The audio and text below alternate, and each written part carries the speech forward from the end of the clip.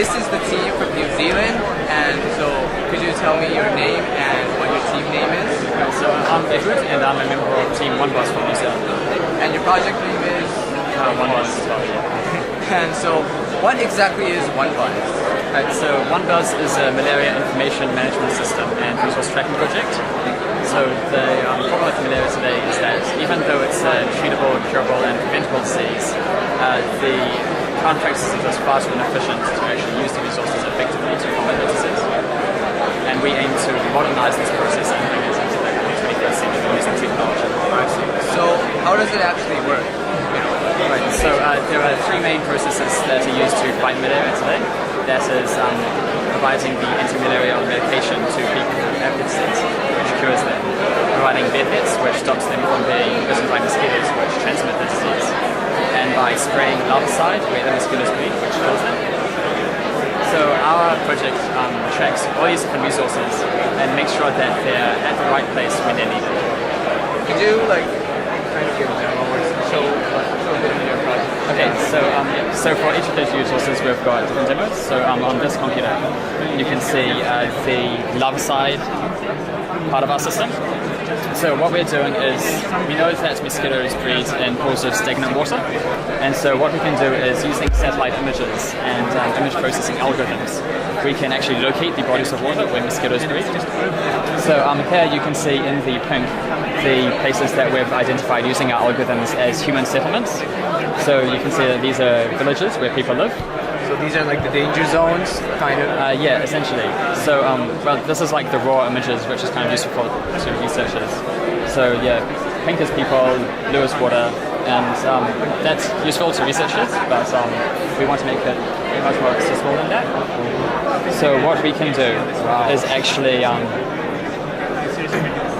overlay kind of simplified instructions on top of ordinary maps. So if we wait for this to load. Right. So you can see we've got prioritized regions to spray larvicide. So the blue regions are high priority because that's the regions that are very close to people, which means that the malaria mosquitoes have a high chance of transmitting malaria to them. And the greener regions are kind of the lower priority rice paddies, which occasionally fill with water and so kind of aren't so much of a threat. So on this screen, you can see one of the systems that we're using to help manage bed net allocation. So what we can do is see current quantities of the different resources, such as bed nets, antimalarial medication, and different types of spray. If we actually close this overview and zoom in a bit. Touch. Yeah. Right. So this is kind of a high-level overview of a state in India, which shows the bed net coverage. So the opacity of the circles represents kind of the proportion of people who have access to protection from bed nets. So the very opaque ones are kind of good, like most people are covered, but the clear ones only very few people are. So what we can do is we can zoom in further and see the actual independent net deployments. So from this we can actually determine which villages kind of need to have a high priority for actually being bed nets deployed to them. And we have additional tools such as being able to select the region and add notes like to tell people where to send the nets to and that kind of stuff. It's really amazing. How long did it actually take for you to create this?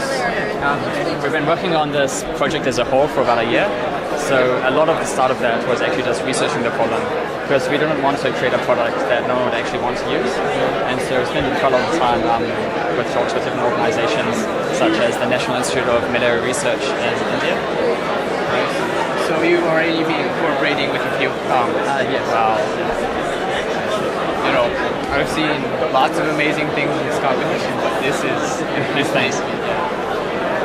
So I think that kind of sums up our interview. Thank you very much.